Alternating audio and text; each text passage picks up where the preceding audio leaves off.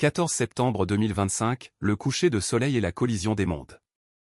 Alors que le soleil commençait sa descente derrière les pics déchiquetés des Pyrénées françaises, baignant l'ancienne ville de Lourdes, Lurard, d'une ultime lueur ardente, une collision violente se produisit, la rage idéologique et viscérale d'un homme moderne contre l'endurance silencieuse de siècles de dévotion fervente.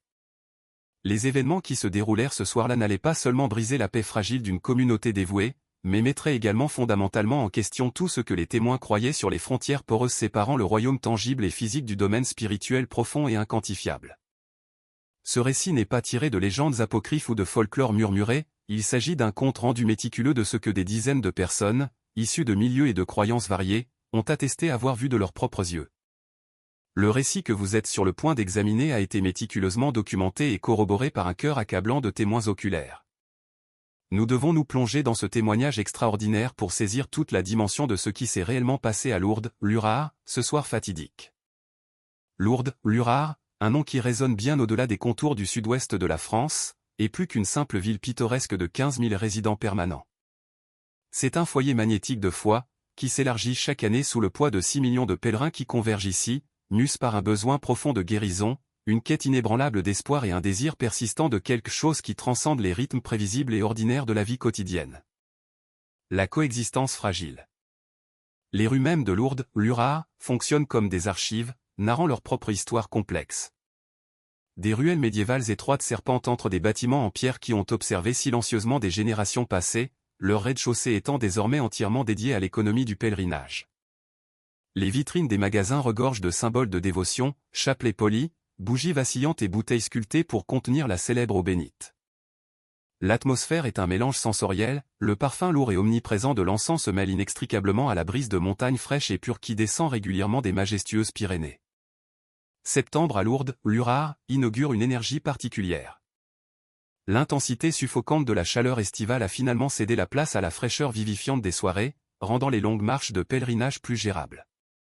La ville, perpétuellement préparée, se préparait à l'une de ses observances annuelles les plus importantes, la fête de Notre-Dame des Douleurs, prévue pour le 15 septembre. Cependant, en 2025, la France avait subi de profondes transformations, dues à des schémas migratoires dynamiques qui avaient remodelé de façon spectaculaire les communautés à l'échelle nationale. Ce changement se reflétait même à Lourdes, Lurard, même, où environ 12% de la population permanente se déclarait désormais musulmans, beaucoup d'entre eux étant des citoyens français de deuxième ou troisième génération dont les familles avaient établi leurs racines des décennies auparavant. La relation entre ces communautés religieuses ancrées était depuis longtemps sous-tendue par une tension unique et prudente. L'ensemble de l'écosystème financier de la ville était inextricablement lié à la poursuite du pèlerinage catholique. Chaque hôtel, chaque restaurant, chaque vendeur de souvenirs n'existait que grâce à la dévotion qui poussait des millions de personnes à visiter la grotte sacrée où, en 1858, une jeune fille nommée Bernadette Soubirous avait relaté ses visions légendaires. La plupart des résidents, quelles que soient leurs convictions théologiques privées, étaient parfaitement conscients de cette réalité économique. Ils s'engageaient dans une coexistence prudente, les mosquées opéraient discrètement, les églises tenaient leur service ouvertement, et la vie se déroulait avec l'équilibre précaire exigé par la France moderne et multiculturelle. Pourtant, tout équilibre, surtout celui construit sur la nécessité économique plutôt que sur l'harmonie spirituelle, est intrinsèquement fragile. Le fleuve de lumière. La procession nocturne au flambeau était l'une des traditions les plus puissantes et les plus durables de Lourdes, Lurard, un spectacle transcendant qui attirait des foules immenses. Chaque soir pendant la saison de pèlerinage, alors que l'obscurité s'emparait de la vallée, des milliers de personnes se rassemblaient. Ils allumaient leurs cierges, s'organisaient en ligne processionnelle solennelle et traversaient le sanctuaire en chantant des hymnes anciens. Les flammes combinées créaient un fleuve hypnotique de lumière liquide, coulant régulièrement à travers l'obscurité enveloppant une représentation visuelle à couper le souffle de la foi partagée qui transcendait sans effort les barrières linguistiques. Le soir du 14 septembre, les organisateurs s'attendaient à une participation particulièrement importante, étant donné que la fête à venir avait attiré des pèlerins de toute l'Europe et de continents lointains. À 18 h, des groupes se rassemblaient déjà près de la grotte de Massabielle, la caverne même où Bernadette avait vécu ses visions originelles. L'air était chargé d'anticipation. Des bénévoles dévoués distribuaient de minces cierges, chacun niché dans une protection en papier. Les membres de la chorale échauffaient doucement leur voix. Des pèlerins âgés s'installaient prudemment à des endroits où ils pouvaient trouver du répit entre les stations de prière, tandis que de jeunes familles positionnaient stratégiquement des poussettes. Tout le monde attendait que le rituel commence, totalement inconscient de la catastrophe qui approchait rapidement. La trajectoire de la rage. Son nom était Karim Benjelloun, 28 ans, né à Tarbes, une ville située à seulement 30 km de Lourdes, Lurard. Ses parents, faisant partie d'une vague de familles nord-africaines en quête d'opportunités, avaient immigré du Maroc dans les années 1990. La jeunesse de Karim fut ordinaire, il fréquenta les écoles locales, joua au football avec les enfants du quartier et parlait le français aussi couramment que n'importe quel citoyen né dans le pays.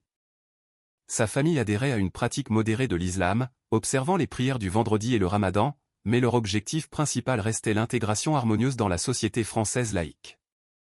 Cependant, quelque chose s'est fondamentalement fracturé au début de sa vingtaine.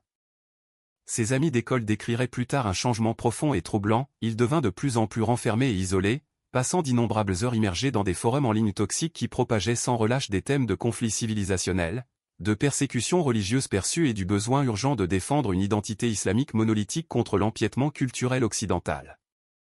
En 2025, Karim subsistait grâce à des emplois de construction irréguliers et vivait seul dans un petit appartement à Tarbes. Son empreinte numérique témoignait d'une progression marquée de la radicalisation, vidéos partagées de prédicateurs controversés, publications en colère critiquant la laïcité française, et commentaires exprimant une rage brute face à ce qu'il interprétait comme un manque de respect systémique envers sa foi. Le 14 septembre, Karim se réveilla avec un sens unique du devoir, une intention qui avait été méticuleusement cultivée au fil des semaines. Il avait surveillé de près les horaires de pèlerinage et savait que la procession du soir représentait une démonstration publique massive de dévotion catholique, un spectacle qu'il considérait comme une provocation intolérable sur ce qu'il percevait comme son propre territoire régional. Il fit le trajet de 40 minutes jusqu'à Lourdes, Lurard, cet après-midi-là, se garant délibérément sur un parking public loin du sanctuaire principal. Il traversa la ville, sa fureur interne montant à chaque signe visible de foi, chaque magasin de chapelet, chaque statue religieuse, chaque visage souriant d'un pèlerin qui avait parcouru des milliers de kilomètres en quête de réconfort spirituel. Sa rage se solidifia. Dans une quincaillerie à la périphérie de la ville, Karim acheta des articles qui, pris individuellement, ne soulevaient aucune suspicion, un morceau de tuyau métallique, du ruban adhésif robuste et un simple sac à dos. Il retourna à sa voiture et, avec une précision froide, assembla l'architecture rudimentaire mais létale de son intention violente. L'anticipation et la scène. Pendant ce temps, la préparation de la procession se poursuivait à son rythme mesuré. Sœur Marie-Claire, une religieuse belge qui faisait du bénévolat à Lourdes, Lurard, depuis 15 ans, coordonnait la distribution des cierges. Elle avait participé à des centaines de ces rituels, qui suivaient un schéma identique et réconfortant, rassemblement à la grotte, formation ordonnée des lignes, et progression collective lente à travers le sanctuaire tout en chantant l'Ave Maria dans une multitude de langues. La beauté ne s'estompe jamais, commenta TL ce soir-là à un bénévole novice. Chaque procession ressemble à la première. Vous regardez les visages de personnes qui ont voyagé si loin, qui portent de si lourds fardeaux, et pour ces quelques instants, vous voyez qu'elles trouvent une paix véritable. À 19h30, l'obscurité totale était tombée et l'air vif de septembre se refroidissait rapidement. Les pèlerins, vêtus de vestes et de pulls, se tenaient debout, tenant leurs cierges non allumés, attendant le signal du départ. Le sanctuaire de Lourdes, Lurard, s'étend sur 51 hectares, abritant de multiples chapelles, églises et espaces de prière. La grotte elle-même est située contre une colline rocheuse, avec l'eau de source célébrée découverte par Bernadette lors de ses visions qui s'écoulent par-dessous. Au-dessus de l'entrée, une statue silencieuse de la Vierge Marie se dresse à l'intérieur de l'ouverture de la grotte, ses bras éternellement tendus. Karim Benjelloun entra dans l'enceinte sacrée à 19h45. Bien que les mesures de sécurité aient été progressivement renforcées au fil des ans, le sanctuaire, conçu pour accueillir des millions de personnes, restait fondamentalement ouvert, un contrôle rigoureux était pratiquement impossible. Les gardes surveillaient les menaces évidentes, mais un jeune homme seul avec un sac à dos ne souleva aucune alarme particulière. Il se positionna stratégiquement le long du parcours prévu, près de l'un des ponts enjambant le guêpe de Pau qui divise le sanctuaire. Là, sa main agrippant le tuyau préparé à l'intérieur du sac à dos, il attendit. L'interruption. À 20h, la procession commença.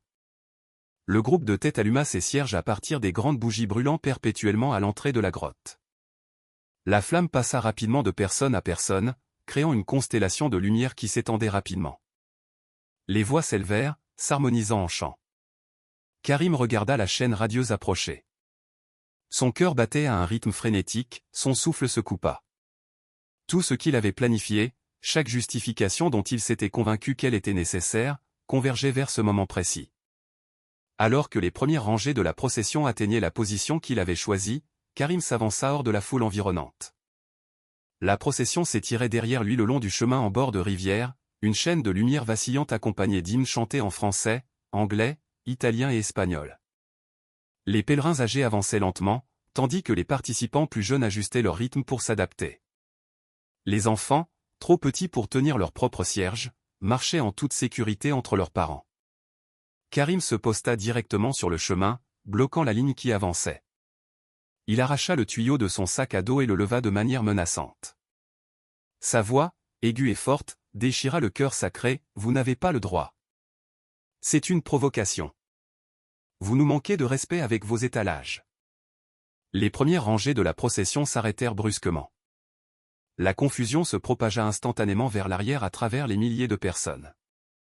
Le chant hésita, devint rauque et incertain, puis cessa complètement. Les pèlerins, incapables de voir clairement au-delà de leur cercle immédiat de lumière de bougies, étaient déconcertés. Était-ce une urgence médicale? Quelqu'un s'était-il perdu? Karim leva le tuyau métallique plus haut au-dessus de sa tête. Vous paradez votre idolâtrie. Vous insultez l'islam avec vos statues et vos processions. La peur, froide et vive, commença à pénétrer la confusion. Les pèlerins à l'avant reculèrent instinctivement. Certains laissèrent tomber leurs bougies, éteignant la lumière, d'autres tinrent leurs flammes plus haut, essayant désespérément d'évaluer la menace. Des voix s'écrièrent dans plusieurs langues, exigeant de savoir ce qui n'allait pas. Sœur Marie-Claire, située à une vingtaine de mètres du premier rang, entendit l'agitation croissante avant de pouvoir en identifier la source. S'appuyant sur des années d'expérience, elle se fraya un chemin à travers la masse confuse, sachant que dans le chaos, le leadership nécessitait de la visibilité. Lorsqu'elle atteignit l'avant, elle vit Karim et larmes. Sa compréhension fut immédiate et glaçante. Sa voix, portant l'autorité d'une gestionnaire de foule expérimentée, coupa le bruit, « Tout le monde, s'il vous plaît, restez absolument calme. Reculez lentement. Donnez de l'espace à cette personne. » Mais Karim était au-delà de la raison. Il se précipita vers les pèlerins les plus proches, balançant le tuyau en arc large et sauvage. « Vous ne continuerez pas. Vous ne passerez pas. Retirez votre faux culte. » Un homme tenta d'intercéder, « Frère, nous n'avons aucune intention de manquer de respect. Nous exprimons simplement notre foi. Vous êtes libre d'exprimer la vôtre. En marchant dans nos rues avec vos images, en chantant vos prières là où nous devons les entendre, vous nous forcez votre religion. » La situation se détériora rapidement. L'agitation de Karim s'accéléra. L'étroit sentier rendait toute retraite rapide impossible, piégeant des centaines de personnes qui n'étaient toujours pas conscientes de la crise qui se déroulait devant elles. Karim abattit violemment le tuyau contre la statue la plus proche, une petite figurine de Marie portée sur une plateforme par 4 hommes. Le métal frappa le plâtre avec un craquement nauséabond, la main de la statue se brisa net. Les porteurs trébuchèrent en arrière. Des cris éclatèrent. La procession ordonnée se dissolut dans un chaos profond. Les gens poussaient dans des directions contradictoires. Des bougies tombèrent et s'éteignirent. Dans la confusion et l'obscurité grandissante, le danger se multiplia de façon exponentielle. Sœur Marie-Claire tendit instinctivement la main vers son téléphone pour appeler la sécurité. Mais avant qu'elle ne puisse composer le numéro, Karim bougea à nouveau, ciblant cette fois un groupe vulnérable comprenant des pèlerins âgés confinés dans des fauteuils roulants. Les 60 secondes suivantes allaient déterminer irrévocablement si cette confrontation basculerait dans la tragédie. L'intervention de la lumière. Ce qui se produisit ensuite défia toutes les attentes conventionnelles sur la façon dont de telles situations volatiles sont résolues. Un jeune homme nommé Thomas Mercier, un pèlerin en visite de Paris, s'interposa délibérément entre Karim et le groupe de fauteuils roulants menacés. Thomas, 25 ans, physiquement apte et vétéran du service militaire obligatoire, leva les mains dans un geste clair et non menaçant. « Arrêtez. Regardez s'il vous plaît qui vous menacez. Ce sont des grands-mères. Ce sont des malades. Quelle que soit la colère que vous ressentez, ils ne sont pas votre ennemi. » La seule réponse de Karim fut de balancer le tuyau directement vers la tête de Thomas. Thomas réussit à esquiver, mais le métal lui rattrapa son épaule. Il chancela, mais refusa avec résilience de tomber. Immédiatement, d'autres hommes dans la foule s'avancèrent. Le choc initial s'était dissipé, remplacé par un instinct primal et protecteur. Si cet agresseur ne cédait pas à la raison, il devait être physiquement maîtrisé avant qu'une catastrophe imminente ne se produise. Karim les vit arriver. Il recula défensivement vers le muret de la rivière, le tuyau toujours en position. Ses yeux passaient nerveusement des hommes qui approchaient au mas derrière eux. Il était acculé, et l'énergie dans l'espace devint tendue en prévision de la violence.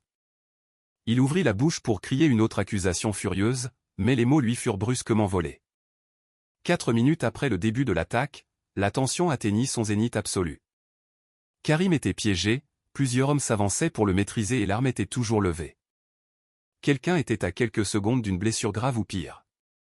Puis, la lumière changea. Ce ne fut ni progressif ni subtil. À un instant, la scène n'était éclairée que par la faible lueur éparse des bougies vacillantes.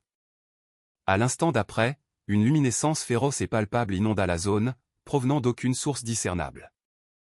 Les témoignages oculaires, recueillis par la suite, variaient dans des détails mineurs mais convergeaient sur l'essentiel. Certains la décrivirent comme émanant de partout simultanément, d'autres insistèrent qu'elle semblait rayonner directement de la statue au-dessus de la grotte. Tous s'accordèrent sans équivoque, ce n'était pas de la lumière électrique artificielle, ni la lueur chaleureuse d'un feu. C'était fondamentalement, qualitativement, quelque chose d'entièrement différent. La lumière possédait une qualité transcendante qui força chaque être en mouvement à s'arrêter. Karim se figea au milieu de son geste, le tuyau suspendu en l'air. Les hommes qui avançaient sur lui s'arrêtèrent immédiatement. Même les pèlerins confus qui tentaient encore de se retirer devinrent parfaitement immobiles. Dans cet instant profond et suspendu, l'air subit un changement ontologique. Le décrire simplement comme un changement de température est inadéquat. L'atmosphère devint dense, intensément présente, chargée d'une substance au-delà des propriétés physiques. La respirer était différent, comme si chaque inhalation transmettait plus que du simple oxygène. L'hyperluminosité s'intensifia autour de la statue de la grotte, et dans cet éclat aveuglant, une forme devint nettement visible. Une pure présence se coalessa en une figure féminine, drapée dans des robes fluides d'un bleu profond et d'un blanc éclatant. Son visage irradiait une combinaison de sérénité profonde et d'une autorité absolue et indéniable. Son existence commandait l'attention sans jamais la réclamer.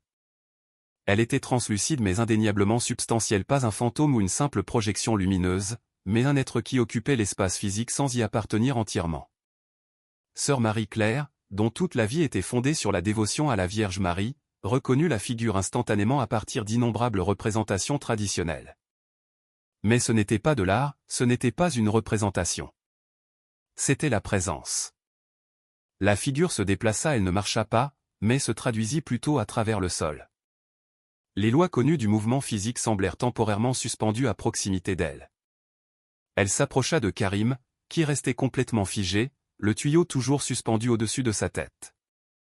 Thomas Mercier, le jeune homme qui s'identifiait comme agnostique malgré sa participation au pèlerinage avec sa grand-mère, témoignera plus tard sous serment « Je ne peux pas expliquer ce que j'ai vu. Je ne comprends pas comment cela a pu être possible selon ma compréhension de la réalité physique, mais je sais que quelque chose est apparu qui n'aurait pas dû être possible. » La figure atteignit Karim. Elle ne le toucha pas physiquement, ni n'émit un mot audible, mais une communication éclata. Chaque témoin dans un rayon de 30 mètres le sentit, ne l'entendit pas, le sens court-circuita le médium du langage et entra directement dans leur compréhension. La communication ne fut pas douce. Elle portait la force d'une autorité morale absolue, une confrontation directe avec l'intention violente. Ce n'était pas une menace, mais un commandement, délivré avec la fermeté d'un parent empêchant un enfant de causer un dommage imminent, une fermeté tempérée par un amour infini et indéfectible. Le visage de Karim se transforma instantanément. La rage sauvage qui avait déformé ses traits se dissipa complètement. Ses yeux s'agrandirent jusqu'à une taille impossible, sa bouche s'ouvrit béante. Le tuyau métallique glissa de sa prise engourdie et s'abattit bruyamment sur le chemin de pierre. Il s'effondra immédiatement sur les genoux. La figure resta pendant peut-être 20, peut-être 30 secondes au total, le temps semblait étiré de manière impossible avant que la lumière ne commence sa récession. La présence diminua, ne disparaissant pas instantanément, mais se retirant lentement, comme de l'eau s'infiltrant dans un sol desséché. Les conséquences et la transformation. Lorsque l'obscurité ordinaire revint, brisée seulement par les quelques bougies encore allumées, Karim Benjelloun pleurait de manière incontrôlable. Ce n'était pas le pleur frustré et en colère d'un homme contrecarré, mais le pleur profond et cathartique qui émerge lorsque quelque chose de fondamental dans l'âme a été brisé et déplacé. L'énorme foule resta paralysée en silence, des centaines de personnes traitant collectivement l'événement incompréhensible dont ils venaient d'être témoins. Le silence dura plusieurs secondes qui semblèrent une éternité.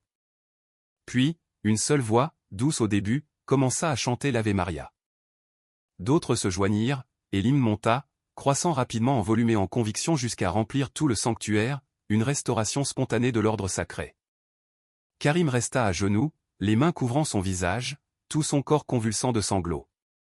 Le personnel de sécurité arriva finalement sur les lieux. Ils avaient été appelés lorsque l'attaque avait commencé, mais la vaste enceinte signifiait que l'atteinte du lieu prenait du temps. Ils s'approchèrent avec prudence, incertains de la situation qu'ils allaient rencontrer. Ce qu'ils trouvèrent était un homme à genoux, complètement désarmé, en larmes, autour de lui, une foule immense chantait. Il n'y avait aucune violence en cours, aucun danger immédiat. Ils maîtrisèrent Karim sans résistance. Il ne se battit pas, ni ne protesta. Lorsqu'ils tentèrent de le soulever, il pouvait à peine se tenir debout, nécessitant le soutien des officiers alors qu'ils l'emmenaient vers le bureau de sécurité. Sœur Marie-Claire le regarda partir, son propre visage mouillé de larmes. Elle se tourna vers les pèlerins autour d'elle, sa voix épaisse d'émotion, « Nous devons prier pour lui. Quoi qu'il vienne de se passer ici, nous devons prier pour lui. » La procession fut annulée pour la nuit, les organisateurs jugèrent l'atmosphère trop agitée. Ils ordonnèrent à tout le monde de retourner à leur logement, promettant un service de prière spécial le lendemain. Mais alors que les gens se dispersaient, les conversations commencèrent. Que avait-il vu? Comment cela pouvait-il être expliqué? Des téléphones furent déployés. Des vidéos, bien que de mauvaise qualité à cause de l'obscurité, avaient été enregistrées. Des messages furent échangés. En une heure, la nouvelle que quelque chose d'extraordinaire s'était produit pendant la procession au flambeau se répandait bien au-delà de la paisible vallée de Lourdes, Lurard. Le lendemain matin, témoignages et enquêtes. Le 15 septembre apporta un soleil éclatant et un torrent de questions sans réponse. Lourdes, Lurard, se réveilla pour se retrouver l'épicentre d'une intense attention internationale. Des équipes de presse convergeaient déjà. Les médias sociaux regorgeaient de dizaines de vidéos et de témoignages oculaires chaotiques. Les autorités françaises étaient confrontées à une situation profondément complexe, une tentative d'agression, un agresseur en garde à vue, mais des circonstances entourant la conclusion abrupte de l'incident qui était sans précédent. Karim Benjelloun était assis dans une cellule de détention à Tarbes, transporté là peu après l'incident. Il était resté presque silencieux tout au long de la procédure de traitement.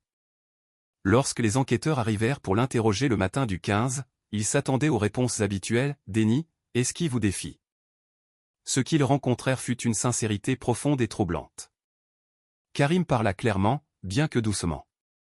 Il confessa ses intentions violentes, admit avoir apporté le tuyau comme arme et détailla sa colère et son plan pour perturber violemment la procession. Il fut complètement franc. Puis, il aborda la cessation de son attaque, « Je l'ai vu. Je ne sais pas comment l'expliquer parce que je ne le comprends pas moi-même, mais je l'ai vu. Et quand je l'ai vu, tout à l'intérieur de moi s'est brisé. Pas brisé dans le sens d'endommagé, mais brisé dans le sens d'ouvert. C'était comme si mon cœur avait été enfermé dans une prison de haine, et soudain il a volé en éclats. » L'enquêteur insista pour des détails, descriptions physiques, durée, action ou mots spécifiques. Karim lutta pour articuler l'expérience. Elle n'a pas parlé avec des mots. Mais j'ai compris. J'ai compris que je n'étais rempli que de haine. J'ai compris que j'avais permis à cette haine de me modeler en quelque chose que je n'avais jamais voulu être. J'ai compris que les gens que j'attaquais n'étaient que des gens, cherchant à trouver un sens, tout comme moi, tout comme tout le monde. Lorsqu'on lui demanda s'il tentait d'utiliser une défense de folie, Karim secoua immédiatement la tête. Je ne plaide pas la folie. J'essaie de vous dire ce qui s'est passé. Je ne m'attends pas à ce que vous le croyiez. J'ai moi-même du mal à y croire, mais je ne peux pas nier ce que j'ai vécu. La bataille de l'interprétation. De retour à Lourdes, Lurard, sœur Marie-Claire devint la porte-parole de fait de la multitude de pèlerins. Au cours d'une interview, un journaliste de la télévision française posa la question sans détour, « Croyez-vous sincèrement que la Vierge Marie soit réellement apparue la nuit dernière ?» Sœur Marie-Claire choisit sa réponse avec une précision soignée. « Je crois que quelque chose s'est produit ici qui ne peut être rationalisé par des moyens ordinaires. J'ai participé à des centaines de ces processions. Je n'ai jamais rien vécu de semblable à ce qui s'est passé la nuit dernière ni les centaines d'autres témoins. Mais une véritable apparition miraculeuse ? Vous comprenez que les sceptiques exigeront des preuves concrètes au-delà de l'expérience subjective, interpella le journaliste. Je le comprends parfaitement. Mais je sais aussi ce que j'ai vu, et je connais les faits indéniables que cela a eu. Un homme déterminé à commettre une violence extrême a été arrêté, non par une intervention physique humaine, mais par quelque chose d'entièrement différent. Quel que soit le mécanisme que vous choisissez de lui attribuer, cette réalité s'est produite. La controverse s'intensifia tout au long de la journée. Les démystificateurs pointèrent sans relâche la mauvaise qualité, la faible résolution et l'obscurité des vidéos en circulation, suggérant une hystérie de masse, une mauvaise interprétation de la lumière et de l'ombre, et une illusion collective alimentée par des attentes religieuses existantes. Les croyants rétorquèrent avec véhémence en soulignant la profonde cohérence des témoignages oculaires, recueillis auprès de personnes de nationalités, de langues et même de confessions largement différentes. La foule comprenait des non-catholiques qui corroboraient le phénomène central. Le conflit central ne concernait plus seulement ce que les gens avaient vu, il portait sur la signification de l'événement visuel, et cette question allait guider l'enquête approfondie qui s'ensuivit. Thomas Mercier, le jeune agnostique qui avait subi la blessure en s'interposant sur le chemin du danger, accorda une interview franche au journal Le Monde. Le journaliste prit note spécifique de son non-croyant auto-identifié. Donc, vous n'avez absolument aucune motivation religieuse pour affirmer qu'un miracle s'est produit ? Je n'ai aucune motivation, sauf l'honnêteté, répondit Thomas. J'ai vu quelque chose que je ne peux pas expliquer. Ma vision du monde, telle qu'elle existait avant hier soir, n'a tout simplement pas de place pour ce dont j'ai été témoin. Mais peut-être que ma vision du monde est incomplète. C'est la question fondamentale avec laquelle je me bats maintenant. Dans l'après-midi, la communauté catholique locale organisa le service de prière spécial promis à la grotte, l'endroit exact où la procession s'était arrêtée. Des milliers de personnes y assistèrent, dépassant de loin la foule de la nuit précédente. Le service se concentra sur deux thèmes, une profonde gratitude que personne n'ait été sérieusement blessé, et une prière intense pour l'âme de Karim Benjelloun. Les orateurs soulignèrent la nécessité de résister activement à répondre à sa violence par une haine corrosive. Dans un geste remarquable, des représentants de la communauté musulmane locale arrivèrent et se tinrent tranquillement à l'arrière. L'un d'eux, un imam local établi nommé Hassan Khalil, demanda avec hésitation la permission de parler. Les organisateurs hésitèrent, cela sortait entièrement du service prévu mais reconnaissant l'immense signification du moment, ils y consentirent. L'imam Khalil parla dans un français mesuré, sa voix portant clairement à travers la foule rassemblée. « Je suis venu exprimer notre plus profonde tristesse pour ce qui s'est passé. L'homme qui a attaqué votre procession ne représente en aucun cas l'islam. Il ne représente pas notre communauté. Il représente le poison de l'extrémisme qui inflige de la douleur à tous ceux qu'il touche. Nous sommes avec vous sans équivoque pour rejeter la violence, et nous prions pour tous ceux qui ont été effrayés par ces actions. » La foule répondit par des applaudissements solennels et puissants, non pas triomphaux ou jubilatoires, mais une reconnaissance d'un geste qui exigeait un immense courage dans une atmosphère aussi tendue. La preuve est le verdict. Alors que les enquêteurs continuaient d'interroger des témoins ce soir-là, un schéma cohérent se solidifia dans les témoignages. Malgré l'obscurité, le chaos et la peur, presque toutes les personnes à portée visuelle s'accordaient sur la séquence de faits de base, quelque chose de lumineux était apparu. Cela s'était approché de Karim. Il avait laissé tomber son arme. Il s'était effondré, en larmes. Le désaccord profond résidait entièrement dans l'interprétation. Était-ce un événement surnaturel et authentique? Une hallucination de masse induite par le stress? Un phénomène naturel inexpliqué? Les preuves pouvaient être ajustées à différents cadres en fonction des croyances préexistantes. Mais les faits pratiques étaient indéniables, la violence avait été arrêtée, une tragédie potentielle évitée, et un homme qui était venu chercher à attaquer était parti menotté, pleurant non pas de fureur, mais d'un profond remords. Les semaines suivantes initièrent des enquêtes intensives et multi-angles. Les autorités françaises devaient déterminer si Karim Benjelloun avait des liens avec des cellules extrémistes organisées. Les responsables de l'Église catholique à Rome exigeaient des comptes rendus détaillés pour déterminer si l'incident méritait l'enquête formelle requise pour un miracle potentiel. Les médias engagèrent des experts pour analyser les vidéos et la psychologie du témoignage de masse. Karim resta en garde à vue. La loi française concernant la tentative d'agression avec une arme était claire, mais les procureurs étaient confrontés à des dilemmes inhabituels. L'attaque avait été neutralisée avant qu'un préjudice significatif ne se produise, l'agresseur affichait un remords immédiat et manifestement sincère, et les circonstances entourant cette cessation étaient extraordinaires. Son avocate commise d'office, Marie Durand, était confrontée à un défi professionnel unique. Comment puis-je défendre un client qui insiste pour accepter l'entière responsabilité et refuse toute défense basée sur une déficience mentale? Il ne me permettra pas de suggérer une rupture psychologique. Il maintient qu'il était pleinement conscient de ses intentions et également conscient de ce qu'il a vécu. Une évaluation psychologique obligatoire fut ordonnée. Le docteur Philippe Rousseau, psychiatre légiste de Toulouse, mena des entretiens approfondis avec Karim sur plusieurs jours. Son rapport, soumis au tribunal début octobre, parvint à des conclusions surprenantes. M. Bengelone ne présente aucun signe de trouble psychotique. Ses processus de pensée sont cohérents. Ses réponses émotionnelles sont appropriées à son état actuel de remords. Bien que sa description d'avoir vécu une vision soit inhabituelle, sa présentation de cette expérience ne correspond pas aux critères d'hallucination ou de délire. Il la rapporte comme un événement externe, et non comme un phénomène mental interne, et il reconnaît volontiers que d'autres peuvent l'interpréter différemment, ce qui est incompatible avec la pensée délirante. Le rapport concluait, le plus remarquable est que M. Bengelone semble avoir subi une véritable transformation psychologique. Son état d'esprit antérieur de grief et de colère a été remplacé par un profond remords et un désir dédié de réparer le mal. Ce n'est pas le changement progressif généralement observé en réhabilitation, il s'agit d'une transformation aiguë se produisant en un seul instant. Cela ressemble étrangement à des récits d'expériences de conversion soudaine documentés dans diverses littératures religieuses.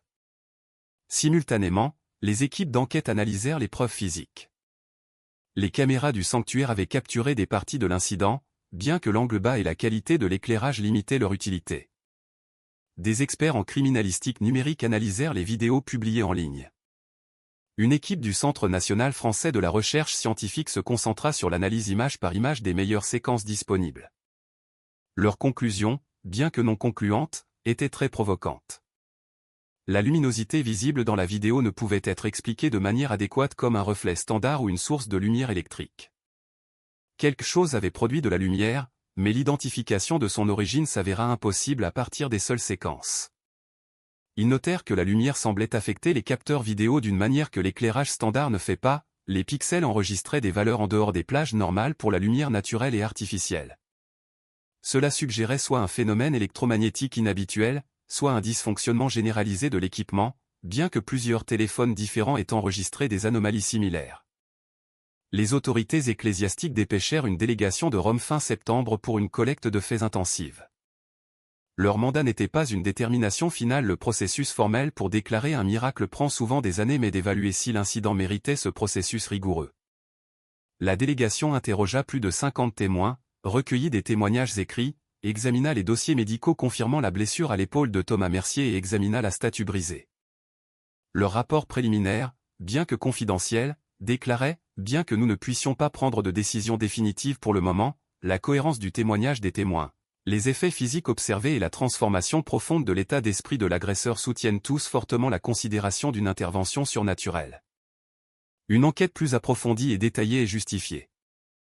Pourtant, le scepticisme resta puissant. Des organisations sceptiques envoyèrent leurs propres équipes. Le comité pour l'enquête sceptique dépêcha une investigation systématique axée sur les explications naturelles potentielles, réflexion inhabituelle de la rivière, effets de psychologie de groupe et mauvaise interprétation de phénomènes ordinaires amplifiés par l'attente religieuse.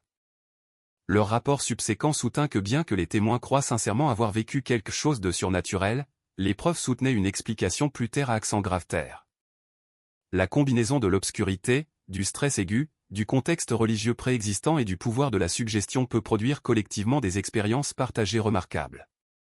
Le phénomène lumineux peut être expliqué par de multiples lampes de poche qui se chevauchent, des bougies et des surfaces réfléchissantes, créant des effets inhabituels. L'effondrement de l'agresseur est entièrement cohérent avec une réaction de stress aigu face à une foule en colère qui l'a acculé. Les deux conclusions diamétralement opposées, événements surnaturels contre phénomènes psychologiques, représentaient les pôles entre lesquels l'opinion publique était dispersée. Des sondages en France montraient une division à peu près égale, environ 40% croyaient qu'un véritable miracle s'était produit, environ 40% privilégiaient une explication naturelle, et 20% restaient incertains. Quelle que soit l'interprétation finale, presque tout le monde s'accordait à dire que l'incident était extraordinaire. La grâce et la seconde chance. Le procès de Karim était prévu pour novembre 2025.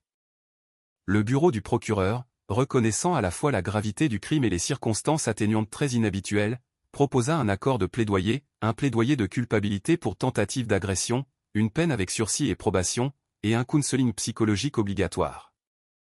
L'avocate de Karim conseilla une acceptation immédiate, vous éviterez complètement la prison. Vous recevrez une supervision et un soutien pour la réinsertion. C'est une offre exceptionnellement généreuse. Karim demanda du temps pour délibérer. Il avait une demande essentielle, il avait besoin de parler directement à sœur Marie-Claire. La réunion fut organisée à la mi-octobre dans une salle privée des bureaux du sanctuaire, surveillée mais permettant une conversation franche.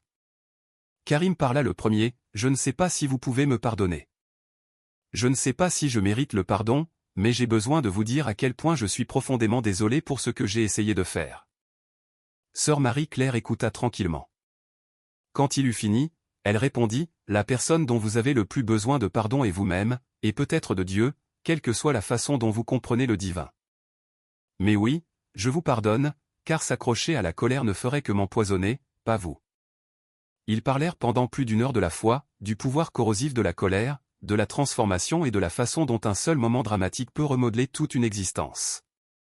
Alors que Karim se préparait à partir, il demanda, « Que pensez-vous qu'il se soit réellement passé cette nuit-là » Sœur Marie-Claire sourit doucement. « Je pense que la grâce s'est manifestée. » Comment elle s'est manifestée, par quel mécanisme spécifique, divin ou naturel, je n'ai pas besoin de le savoir. Je sais simplement que la grâce s'est manifestée. Vous êtes en vie. Personne n'a été gravement blessé. Et vous êtes assis ici pour demander pardon au lieu de planifier plus de violence. Cela, Karim, c'est la grâce. Karim accepta l'accord de plaidoyer. Au palais de justice de Tarbes, il se tint devant la juge Sophie Laurent. Je suis venu à Lourdes, Lurard, avec la haine dans mon cœur. J'avais complètement tort. Ce qui s'est passé cette nuit-là a brisé ma haine et m'a montré la vérité. Nous ne sommes tous que des humains à la recherche de sens. Je demande la chance de prouver que je ne suis plus cette personne. La juge Laurent prononça la sentence, 3 ans avec sursis, 5 ans de probation, un counseling obligatoire et des travaux d'intérêt général au sein d'organisations interconfessionnelles. Son affectation le plaça dans un centre de dialogue à Toulouse. Ses premières semaines furent difficiles, les autres bénévoles connaissaient son histoire, et la confiance devait être lentement gagnée. Au cours d'une session de discussion sur l'art religieux, Karim parla avec hésitation, « L'islam décourage la représentation des prophètes pour éviter l'idolâtrie. Mais j'ai appris que je commettais une autre sorte d'idolâtrie. J'adorais ma propre colère. J'ai fait du ressentiment un faux Dieu. » Un autre participant répondit doucement, « C'est profond, mon frère. » Son honnêteté transparente transforma progressivement la suspicion en acceptation. Karim devint remarquablement efficace en travaillant avec des jeunes à risque par le biais du programme de déradicalisation du centre. À un jeune de 19 ans nommé Youssef, surpris en train de consommer du contenu extrémiste, Karim partagea toute son histoire, la colère, l'attaque, l'apparition, la transformation. Youssef écouta attentivement. « Vous avez vraiment vu quelque chose ? » « J'ai vu quelque chose qui m'a fait sortir de la prison que j'avais construite dans mon propre esprit, » affirma Karim. Une prison où tous ceux qui étaient différents devenaient automatiquement un ennemi. En décembre, son superviseur rapporta, Karim parle d'une expérience authentique et viscérale. Il est particulièrement efficace avec les jeunes à risque car il comprend la rhétorique qu'ils consomment. Dans une interview aux médias, Karim a réfléchi, les gens s'attendent à une transformation instantanée, mais cette nuit-là n'était que mon tournant. Ce qui vient après ce moment compte bien plus. J'apprends encore, je grandis encore. L'anniversaire. Septembre 2026. 1 an plus tard, Karim reçut une invitation discrète à la commémoration de l'anniversaire de Lourdes, Lurard. Après une lutte interne importante, il accepta d'y assister discrètement. La sécurité était nettement renforcée le 14 septembre 2026. Karim arriva tôt. Certains pèlerins l'approchèrent pour lui dire qu'ils avaient prié pour lui, d'autres maintinrent une distance respectueuse. Sœur Marie-Claire le trouva dans la foule. « Vous êtes venu. »« J'avais besoin de me souvenir, » répondit-il doucement, « d'honorer ce qui s'est passé. » À 20 heures, la procession recommença. Les bougies s'allumèrent. Les voix s'élevèrent en chant. Lorsqu'ils atteignirent l'endroit exact de l'attaque, les chefs de la procession s'arrêtèrent pour un long et puissant moment de silence. Des larmes coulaient sur le visage de Karim, non pas des larmes de chagrin, mais d'une profonde gratitude, gratitude pour sa survie et pour sa transformation. La procession se conclut paisiblement. Après, l'imam Hassan Khalil l'approcha. « Que ferez-vous de cette expérience extraordinaire ?»« Je ne sais pas, » admit Karim. « Je pensais que la transformation apporterait la certitude, mais je suis toujours incertain. Peut-être que cela suffit. » Un journaliste persistant demanda, « Croyez-vous maintenant que la Vierge Marie vous est apparue ?»« Je crois que quelque chose m'a empêché de commettre une violence terrible, » déclara Karim. « Que ce soit surnaturel, ou quelque chose d'entièrement différent, je ne le sais vraiment pas. Ce que je sais, c'est les faits, je suis en vie. Personne n'a été blessé. Je suis différent. Ce sont les faits indéniables. Et qu'en est-il des sceptiques qui maintiennent que rien de surnaturel ne s'est produit? Ils ont entièrement droit à leur point de vue, conclut-il. Je ne peux pas prouver ce que j'ai vécu. Je ne peux que vivre différemment maintenant. Peut-être que cela, finalement, est le véritable miracle durable, choisir de rester transformé.